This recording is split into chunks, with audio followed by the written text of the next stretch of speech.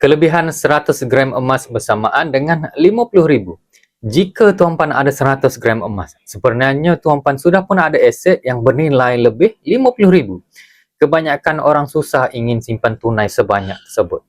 Duit di dalam bank cepat sahaja bocor, tetapi bila jadi emas, ianya kekal sebagai aset yang bernilai. 100 gram emas memberi 5 kelebihan yang besar. Nilainya besar dan stabil, ianya kalis inflasi, mudah dicairkan bila perlu, jadi bukti kewangan yang kukuh, ianya lebih selamat daripada kebocoran dan serta ianya boleh diwariskan kepada keluarga. Jadi tuan-puan tidak perlu tunggu kaya dengan akaun emas gap mulakan serendah RM100 ataupun 1 gram.